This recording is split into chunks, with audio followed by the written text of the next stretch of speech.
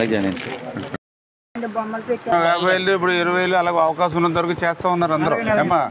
కొద్దిగా మీరు కూడా అందరూ గ్రామంలో జాగ్రత్త కష్టపడి పని చేసుకుంటూ ఉంటారు.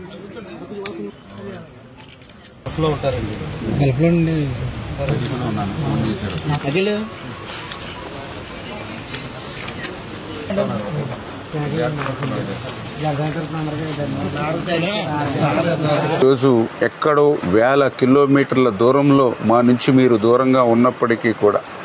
జన్మభూమికి అంటే కన్న తల్లికి కన్న ఊరికి కూడా ఎంత చేసినా కూడా రుణం తీరదంటారు.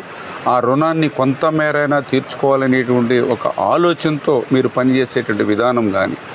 అదేవిధంగా ఎవరైతే ఈరోజు రాజకీయాల్లో ఒక స్వచ్ఛత అంటే పవన్ కళ్యాణ్ గారు, అటువంటి పవన్ కళ్యాణ్ గారి యొక్క నీతి నిజాయితీ నిబద్ధతతో ఏదైతే పనిచేస్తున్నారో ఆయన్ని స్ఫూర్తిగా మీరు తీసుకుని ఈరోజు కూడా మేము చాలా చూస్తూ ఉంటాం రాజకీయాల్లో అట్లా నిస్వార్థంగా పనిచేసేటువంటి రాజకీయాలు చాలా చాలా అరుదుగా ఉన్నారు. అటువంటి అరుదైనటువంటి నిస్వార్థ రాజకీయాల్లో ఉన్నటువంటి వ్యక్తి పవన్ కళ్యాణ్ గారు. ఆయన్ని ఆదర్శంగా తీసుకుని ఈ గల్ఫ్ జనసేన కమ్యూనిటీ గ్రూప్ ద్వారా మరి మీరు కూడా పెద్ద పెద్ద ఉన్నతమైనటువంటి స్థాయిలో లేకపోయినప్పటికీ కూడా సాయం చేయడానికి ధనం కాదు మంచి మనసు ఉండాలనేటువంటి ఆలోచనతో ఇటువంటి కార్యక్రమాలకి మీరు రూపకల్పన చేసి ఈవేళ ఆంధ్రప్రదేశ్ రాష్ట్రంలో ఇటువంటి బాధలు కష్టాలు ఎవరైతే ఉన్నారో వాళ్ళు తీర్చేటువంటి